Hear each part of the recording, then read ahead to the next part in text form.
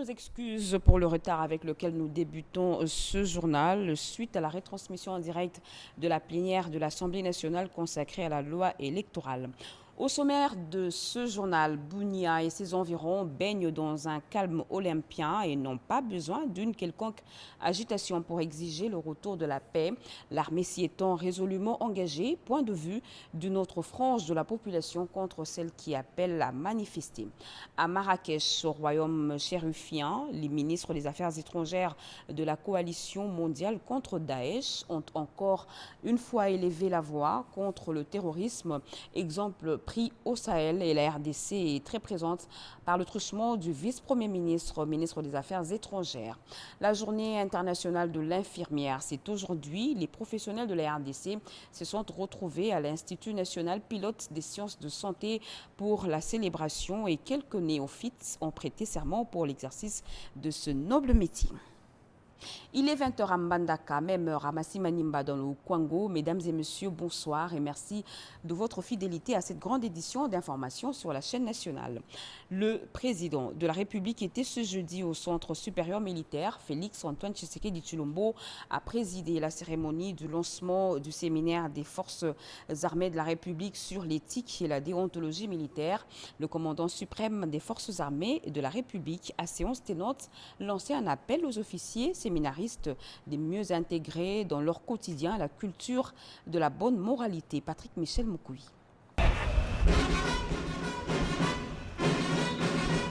La motivation de la cérémonie de ce jour était bien fournie, autant que les honneurs militaires rendus au commandant suprême de forces armées de la République.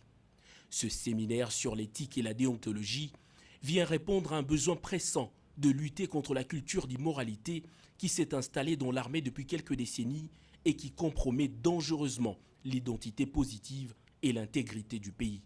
Former les commandants pour qu'ils deviennent des modèles pour les hommes de troupe, c'est l'objectif que poursuit ce séminaire qui réunit tous les officiers militaires à renseigner le chef d'état-major général de forces armées de la République qui en appelle à une participation active. Le ministre de la Défense nationale et ancien combattant a pour sa part mis l'accent sur les codes de déontologie, autrement règlement militaire, vieux de 57 ans et qui nécessite une révisitation. Népotisme, affairisme, clientélisme ou encore favoritisme politique, Gilbert Kabanda a énuméré sans gêne tous les comportements anti-éthiques qui déplument l'armée. Le commandant suprême de forces armées de la République, lui, n'a eu besoin d'aucune figure de style pour transmettre sa pensée à ce séminariste. Il y a eu des informations qui me sont parvenues qui font état de combines entre certains officiers de nos forces armées et certains groupes armés. Des combines visant à se mettre ensemble pour combattre les M23. Je ne crois pas que ce soit la manière de faire pour combattre les M23. Je n'accepterai pas que des individus soient en train de sortir de l'éthique pour aller combiner avec des forces négatives afin de combattre d'autres forces négatives. Ce séminaire est l'une ou sinon la dernière opportunité pour les officiers qui piétinent l'éthique et la déontologie militaire de reprendre le bon chemin, a martelé le chef de l'État, Félix Antoine Tshisekedi Tshilombo. Les résultats engrangés aujourd'hui au niveau sécuritaire ne sont pas à la mesure des efforts que nous avons fournis pour doter notre armée d'instruments nécessaires et utiles à son action. Cela ne va sûrement pas nous décourager. En tout cas, je ne suis pas de cette école-là de gens qui se découragent facilement. Je vais continuer le combat, mais cette fois, je vais m'attaquer à ceux qui sont responsables de ces contre-performances. Maîtriser les notions fondamentales d'éthique militaire et les règles déontologiques, être capable d'influencer positivement son environnement, réintégrer dans son comportement les règles de conduite vis-à-vis de la population et des institutions de la République, les attentes de ce séminaire sont vitales pour l'avenir de l'armée nationale. Juste après ce journal, vous suivrez en page magazine le lancement du séminaire des officiers de l'armée sur l'éthique et de la déontologie militaire. Les différentes couches de la population de Bunia et ses environs aspirent à la quiétude et voient d'un mauvais œil l'appel à manifester pour réclamer la paix. Elles se sont exprimées en faveur du soutien au FRDC et non à la distraction. Regardez. Couche sociale et politique de l'Ituri s'est dite profondément touchée par la violence perpétrée dernièrement par les groupes armés locaux et étrangers à Irumu, Djougou et sur la RN4 à Mombasa. Les cas le plus récents sont ceux du massacre de civils le dimanche 8 mai au camp Blanquette dans la région de Mungwalu et les camps de déplacés de l'Oda. Le 9 mai 2021, Spanda, des habitants interrogés désapprouvent l'idée de la ville morte comme solution aux problèmes sécuritaires en Ituri. Rester à la maison, ce n'est pas une solution. Même si nous restons à la maison, il y a toujours le problème, car nous vivons au taux du jour. Vendre en cours de route nous permet à nourrir nos enfants et les scolariser. Le notable Pascal Dudanga Cavarios et le député provincial honorable Pascal Kakoraki Bagouma appellent à la conscience collective du peuple iturien. Que l'État congolais s'assigne en mettant assez de moyens pour l'Ituri et le Nord Kivu, afin que l'Ituri soit aussi en paix comme les autres provinces. Le message que nous allons lancer à la population de se désolidariser avec aux groupes armés. Au vice-gouverneur de l'Ituri, le commissaire divisionnaire Alonga Boni Benjamin, agissant en lieu et place de son titulaire à mission, d'inviter la population de l'Ituri à vaquer normalement à ses occupations. Tosala musala, ville morte ezali solution te. Ba oyo basi batanga, baza ba licencié, ba docteur, bozo ba ville morte bano bazana primaire, ba kene classe te. Lobi boni bazala banani. Une année après l'instauration de l'état de siège en Ituri, plusieurs avancées significatives en termes d'amélioration de la situation sécuritaire sont à relever. De nombreuses zones jadis en proie de l'insécurité causée par les groupes armés ont été pacifiées. 2 milliers de populations ont regagné leurs villages respectifs à Djougou, Irumu et Maagi grâce aux opérations menées par les forces armées sous le commandement du lieutenant général Luboyanka Shoma Johnny. En mission de travail au Cape Town, en Afrique du Sud, le Premier ministre Jean-Michel Sama Lukonde s'est entretenu avec le directeur général de la FBN Bank. Les plus amples détails avec Paty Tonog. FBN Bank compte accompagner le gouvernement Sama dans les financements de projets de développement, non seulement du secteur minier congolais, mais également tant d'autres qui visent l'amélioration des conditions sociales des Congolais, détermination du Premier ministre Jean-Michel Sama Lukonde Kyenge qui tient à la matérialisation de la vision du chef de l'État Félix-Antoine Tshisekedi Tshilombo qui veut voir chaque Congolais bénéficier des richesses du pays partout où il se trouve.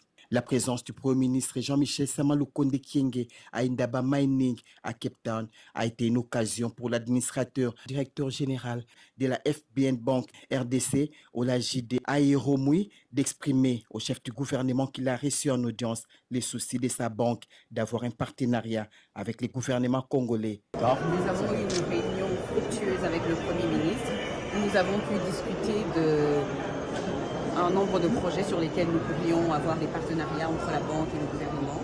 Notre partenariat avec le gouvernement de la RDC ne date pas d'aujourd'hui, cela fait un moment et les projets sont variés, bien sûr dans le secteur des mines et d'autres secteurs industriels de la RDC. C'est la raison pour laquelle nous sommes venus le voir pour pouvoir approfondir et encore davantage faire un partenariat avec la FBN Bank et le gouvernement. Nous avons exprimé notre intérêt sur plusieurs projets qui, bien évidemment, s'étendent pas seulement dans la région minière du Haut-Katanga. Cette délégation de la FBN Bank RDC est sortie de cette audience satisfaite d'avoir trouvé une oreille attentive et un esprit managérial de la part du chef du gouvernement, Jean-Michel Sama Lukonde Kyenge. Quittons Cape Town en Afrique du Sud pour Marrakech au Maroc où le vice-premier ministre, ministre des Affaires étrangères, Christophe Lutundula, a pris part au nom de la RDC à la conférence de la coalition mondiale contre Daesh et a expliqué la terreur qui sévit dans l'est de la RDC. Doris Mozotamboui. La 9e réunion ministérielle de la coalition internationale contre le Daesh a vécu hier au Maroc dans la ville de Marrakech. Elle a mis l'accent particulier sur le défi du terrorisme en Afrique. 2 discours ont marqué l'ouverture de travaux, celui du ministre marocain des Affaires étrangères et celui de la sous-secrétaire d'État américain en charge des affaires politiques. Nasser Bourita, ministre des Affaires étrangères marocain, a donné les statistiques sur l'ampleur que prend ce fléau en Afrique qui est devenue la cible de groupes terroristes. On compte à ce jour, selon lui, 40 à 60% des morts dus à des attentats en Afrique, dont une partie dans le Sahel. L'impact du terrorisme entraîne de lourdes pertes sur l'économie africaine, 61 milliards de dollars américains qui devraient être concentrés sur le développement de l'Afrique, a-t-il ajouté. La sous-secrétaire d'État américaine en charge des affaires politiques, elle a sollicité, elle, la participation de tous les membres de la coalition de travailler main dans la main pour faire barrage au terrorisme. Les représentants de la RDC à cette grande réunion mondiale, Christophe Lutundula Palapé-Napala a fait entendre la voix de la République démocratique du Congo qui dit ne ménagera aucun effort pour apporter sa forte contribution pour combattre le terrorisme en Afrique car elle-même victime de ces phénomènes dans sa partie orientale. Quelques recommandations ont été formulées par les participants à la réunion, notamment la consolidation des efforts, la stabilisation des populations. La coalition va également promouvoir l'appropriation par des pays africains des moyens de lutte contre le terrorisme. Et toujours sur place au Marrakech, 2 personnalités présentes à cette 9e réunion ont accordé chacune une audience au chef de la diplomatie congolaise, Christophe Lutundula Palapé-Napala. Il s'agit du ministre hongrois des Affaires étrangères, Peter Szijjártó, et la sous-secrétaire d'État américain en charge des affaires politiques, Victoria Nuland. Toutes les couches sociales de la ville de Mbandaka sensibilisées sur la cohésion et l'unité nationale, un exercice patriotique auquel s'est adonné la ministre près le président de la République dans cette partie du pays. Nana Manonina en a échangé avec la notabilité de l'Équateur, Jacques Kabouaba. C'était une journée exceptionnelle pour les notables et la force vive de Mbandaka dans la province de l'Équateur. En séjour de travail dans cette partie de la République démocratique du Congo, la ministre près le président de la République, professeur Nana Manonina Kyumba, a tenu une conférence sur la cohésion et l'unité nationale. Très ovationnée par la foule en liesse sur place, la ministre Manonina a sensibilisé les uns et les autres à prendre conscience de l'état de la province afin de s'impliquer activement et positivement pour sa reconstruction. Je veux parler de la cohésion et l'unité nationale. Cohésion est là ici que batubisika bango bafandi bango nyonso bazali boke baza moto moko. La cohésion renvoie à vivre ensemble. Vivre comme un seul homme, être tolérant et compréhensif et déterminé à atteindre les objectifs.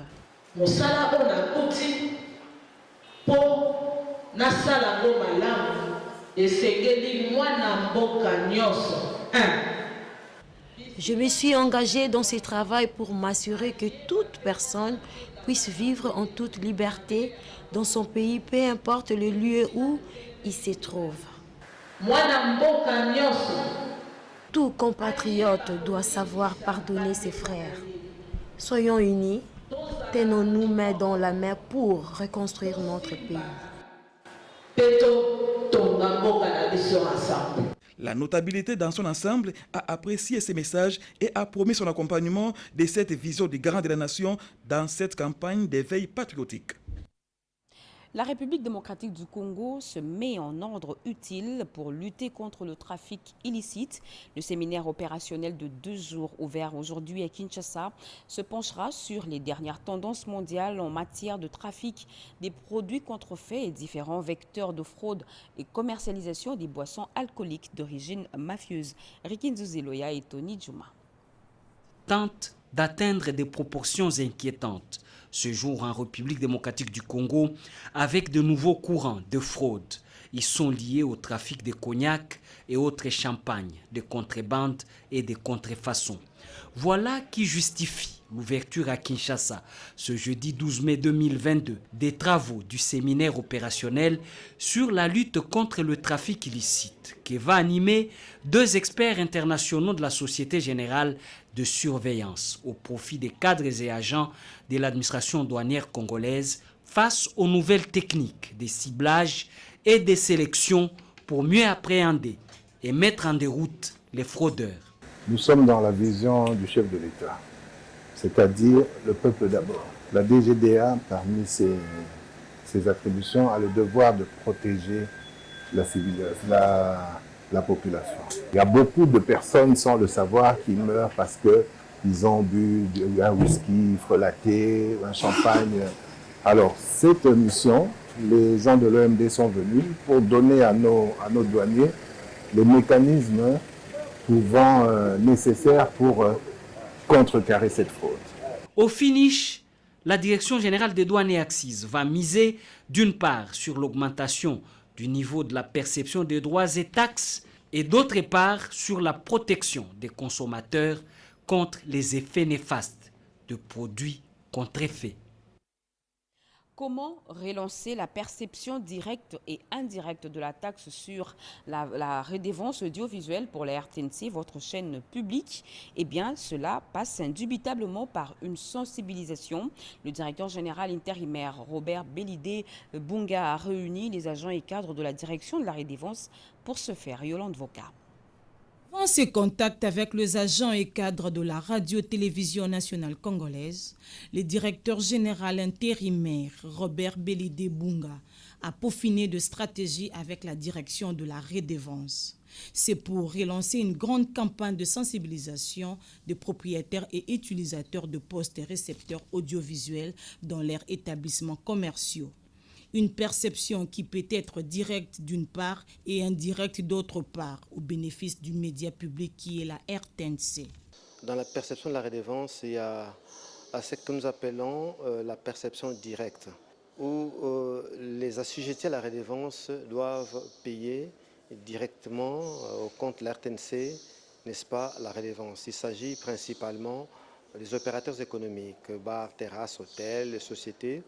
Alors cette campagne va être ouverte pratiquement le 1er juin pour que nous puissions arriver à identifier, d'abord une campagne d'identification des assujettis à la redevance audiovisuelle au niveau de Kinshasa.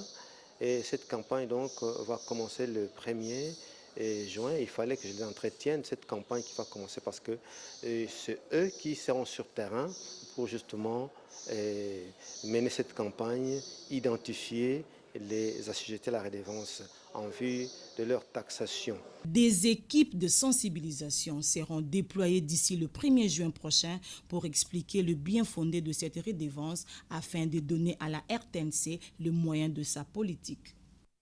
L'OPEC est devenu la NADEC. Pourquoi et comment? Toutes les explications sur cette mutation ont été fournies au cours d'un atelier d'échange devant toute la crème de l'entrepreneuriat congolais. Le directeur général de l'Agence nationale pour le développement de l'entrepreneuriat en RDC démontre la nécessité de migrer vers l'entrepreneuriat de croissance pour l'émergence d'une classe moyenne. Mireille Ndeke nous en parle.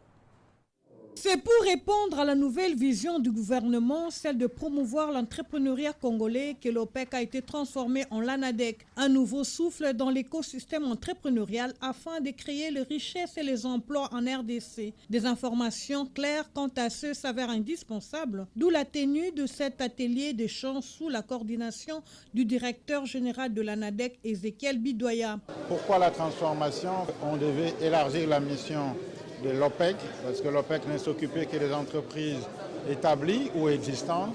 Mais aujourd'hui, 50 ans après, il y a d'autres urgences, c'est de pouvoir susciter les vocations entrepreneuriales auprès de notre jeunesse, particulièrement étudiantine.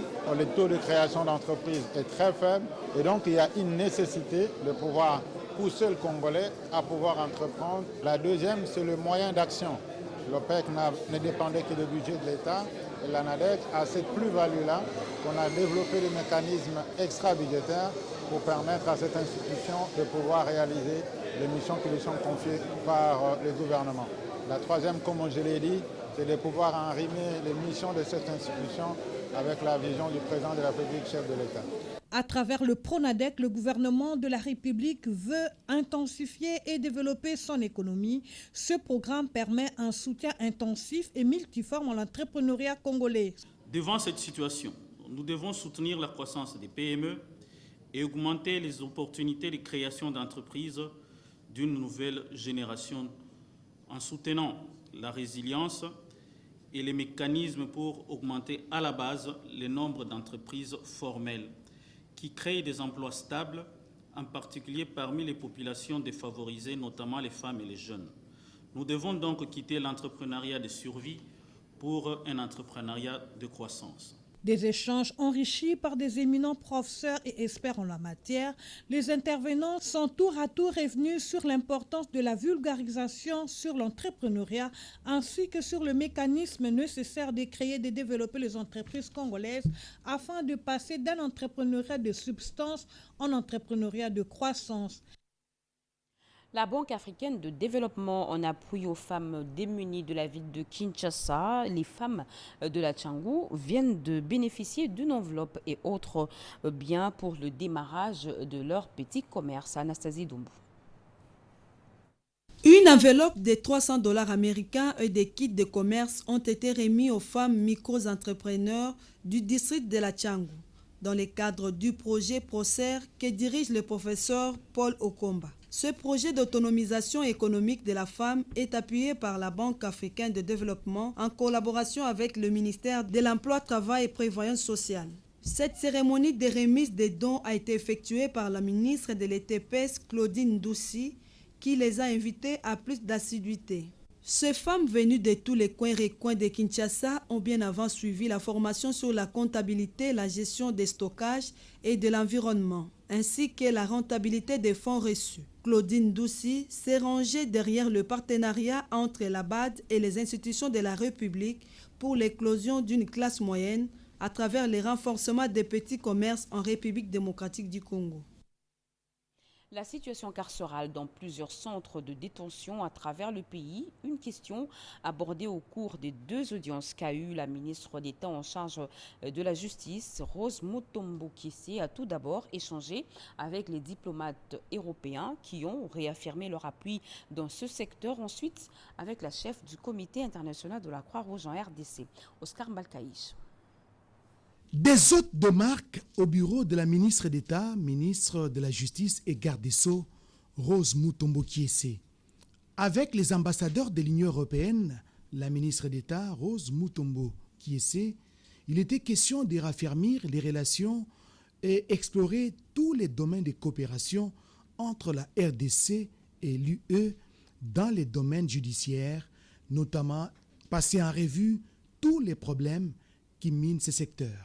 Très honorée par cette visite, la ministre d'État, ministre de la Justice et garde des Sceaux, Rose Mutombo, a salué l'appui dont bénéficie la RDC dans la gestion du personnel pénitentiaire, appui focalisé dans les secteurs de la santé, de la nutrition, notamment en faveur des prisons de Makala, Ndolo, Angenga, ainsi que d'autres prisons disséminées à travers les pays, dans la foulée, celles de l'Ituri, du Nord Kivu, du Sud Kivu et de Tanganyika. La veille, la ministre d'État, ministre de la Justice et garde des Sceaux, Rose Mutombo, a échangé avec la chef de la délégation du Comité international de la Croix-Rouge, CICR, Rachel Bernard. Elle est venue passer en revue la situation carcérale dans le pays parce que le CICR est un partenaire privilégié de la RDC.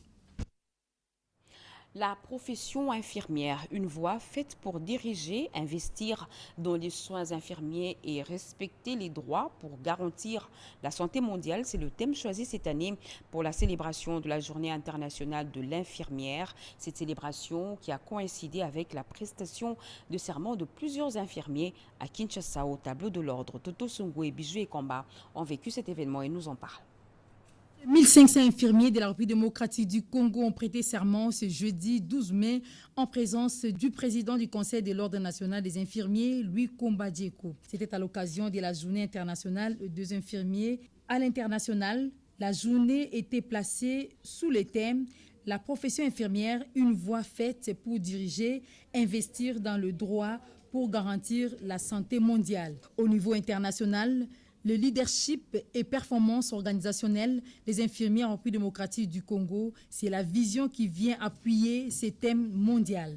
La vice-ministre de la Santé publique, Hygiène et Prévention, Véronique Kilumba, a visité le village infirmier où plusieurs structures ont exposé leurs services. Nous venons ici pour célébrer la journée mondiale des infirmiers et infirmières. C'est aussi une journée de réflexion, une journée où les infirmiers se sentent vraiment rassurés à pouvoir donner les soins de qualité. Et là, j'ai loué l'initiative des infirmiers à travers l'ordre des infirmiers. Ils nous ont montré toutes les innovations qu'ils sont en train de faire dans la profession, de quoi ils sont capables, qu'ils sachent que le gouvernement est avec eux et que le gouvernement tient à améliorer leurs conditions de travail et leurs conditions de vie. Merci. Véronique Kilumba a encouragé le Conseil national de l'ordre des infirmiers pour le travail abattu.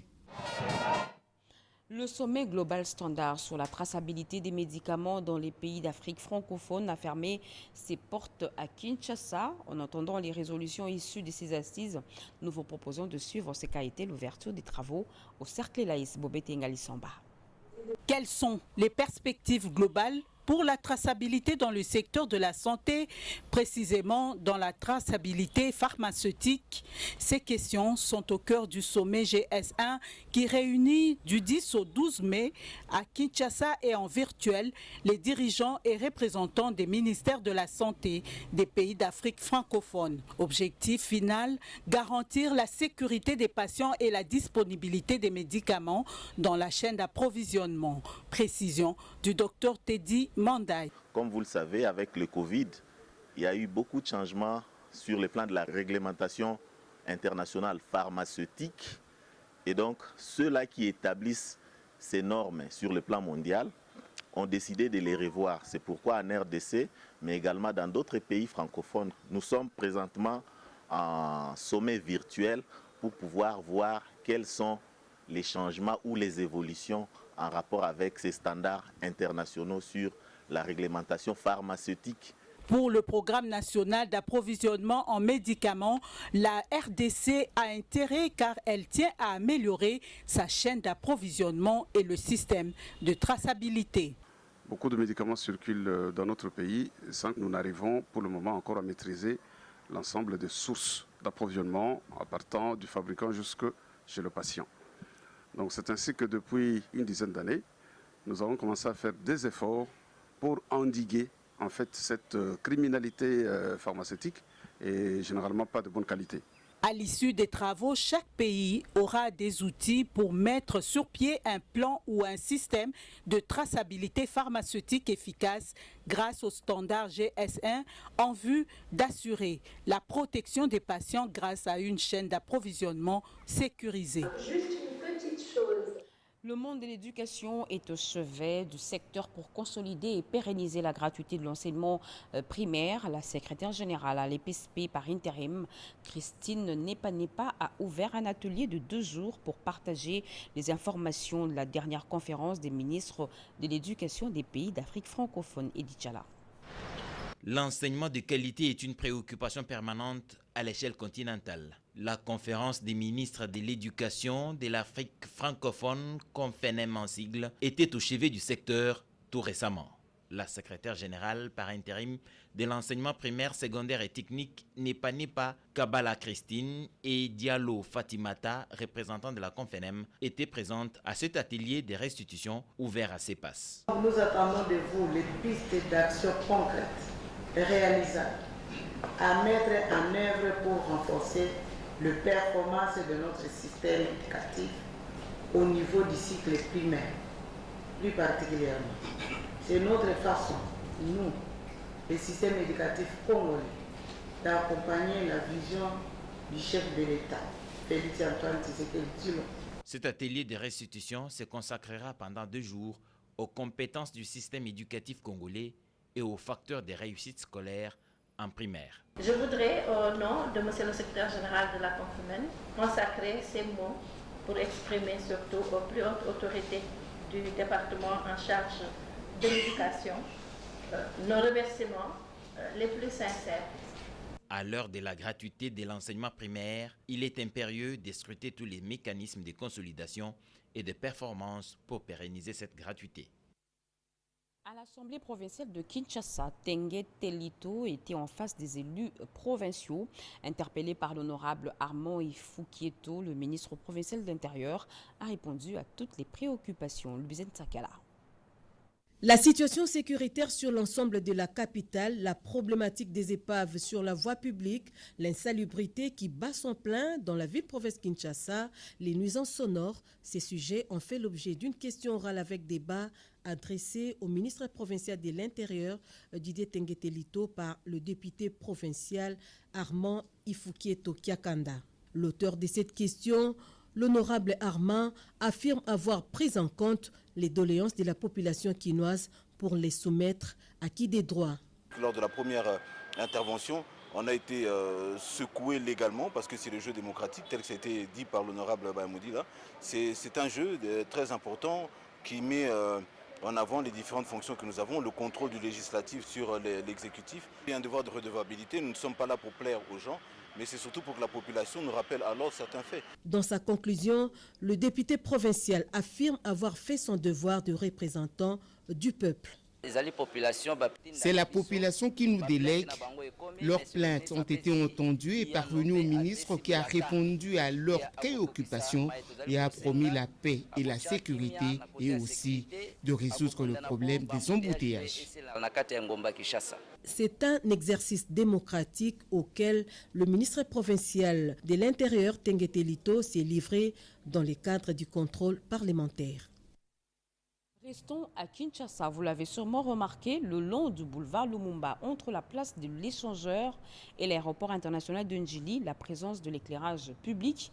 Et c'est le gouverneur de la ville, Gentini Ngobila, qui a procédé au lancement de ces éclairages publics dans le district de la Tchangou. Et cette activité intervient après l'opération d'évacuation des marchés pirates et les épaves des véhicules le long du boulevard Lumumba. Willy Atunakov. Le gouverneur de la ville de Kinshasa, Gentini Ngobila Mbaka, poursuit la réhabilitation de l'éclairage public à travers les grandes artères de la capitale. Samedi dernier, tard dans la soirée, le premier citoyen de Kinois a lancé l'éclairage public sur le boulevard Lumumba à la hauteur du quartier Pascal dans la commune de Massina, à Tchangou. Les communes concernées par cette phase sont notamment Massina, Kimbantseke et Njili. Avec l'éclairage public sur ces tronçons, le patron de la ville de Kinshasa vient là de résoudre un des problèmes cruciaux liés au banditisme urbain dans la capitale. Du centre-ville jusqu'au Camp M, en passant par l'aéroport international d'Njili, non seulement les véhicules peuvent désormais rouler en toute sécurité, mais aussi et surtout, la population peut circuler en toute quiétude. Aujourd'hui, nous avons lancé l'éclairage public à partir du camp CETA jusque au niveau du centre-ville. C'est-à-dire aujourd'hui, quand vous descendez de l'aéroport, vous prenez votre véhicule, suivons donc la vision du président de la République et sous son impulsion, donc, nous réalisons tous ces travaux. C'est confiant à la presse, Gentini Ngobila Mbaka a laissé entendre que cette activité qui s'inscrit dans la droite ligne de la vision du président de la République, Félix Antoine Tshisekedi Tshilombo, vise à renforcer l'éclairage public à travers la capitale en faisant usage d'ampoules économiques à faible consommation d'énergie pour le bonheur des populations et la beauté de la ville. Le chef de l'État est attendu dans les tout prochains jours dans l'espace Grand Bandundu à Kikwit. Claude Ibalanki a sensibilisé la population pour un accueil digne de son rang. Robert Ndaïchi nous en parle.